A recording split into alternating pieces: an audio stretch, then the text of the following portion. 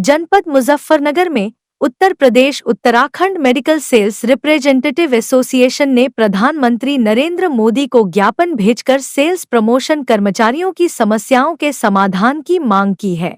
Association के general secretary विमेश Kumar Mishra द्वारा भेजे गए इस ज्ञापन में कुल 29 मांगे रखी गई हैं, जिनमें श्रम कानूनों में बदलाव, कर्मचारियों की सुरक्षा, सामाजिक सुरक्षा और दवा क्षेत्र में सुधार संबंधी बिंदु शामिल हैं। ज्ञापन में कहा गया है कि सेल्स प्रमोशन कर्मचारियों को नियोक्ताओं द्वारा अवैध रूप से स्थानांतरित किया जा रहा है, उनका काम रोका जा रहा है और फर्जी मामलों में फंसाकर बर्खास्त किया जा रहा है। नियोक्ता सेल्स प्रमोशन कर्मचारी सेवा की शर्तें अधिनियम 1976 और अन्य श्रम कानूनों का उल्लंघन कर रहे हैं। यूनियन नेताओं और कर्मचारियों के लोकतांत्रिक अधिकारों को दबाने के लिए झूठी पुलिस शिकायतें भी दर्ज कराई जा रही हैं।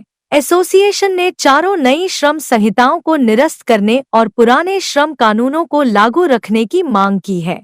साथ ही सेल्स प्रमोशन कर्मचारियों की फिक्स्ड टर्म एम्प्लॉयमेंट पर नियुक्ति पर रोक, छंटनी व स्थानांतरण पर पाबंदी, समय पर वेतन भुगतान, बोनस, ईपीएफ, ईपीएस, ईएसआई और अन्य सामाजिक सुरक्षा सुविधाएं सुनिश्चित करने की मांग की गई है। इसके अलावा ज्ञापन में मेडिकल रिप्रेजेंटेटिव के कार्य पर अस्पतालों और संस्थानों में लगे प्रतिबंधों को हटाने, उन्हें आपराधिक मामलों में न फंसाने, न्यूनतम वेतन 26,910 रुपये प्रतिमाह और न्यूनतम पेंशन 9,000 रुपये प्रतिमाह करने की मांग की गई है।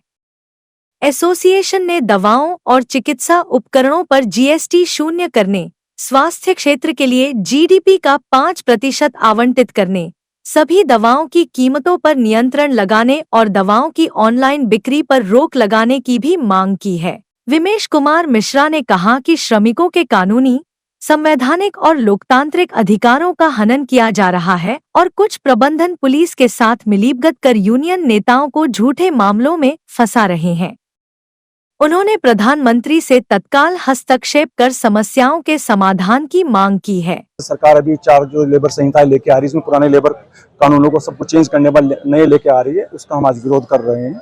साथ ही सरकारी अस्पतालों में मेडिकल रिप्रेजेंटेटिव की एंट्री पर रोक लगाई गई है, जबकि सरकार के द्वारा हमें एक अधिकार दिया गया कि हम किसी भी रजिस्टर्ड डॉक्टर को, चाहे वो कहीं भी बैठा हो, उसको जाके अपनी दवाइयों का प्रमोशन कर सकते हैं।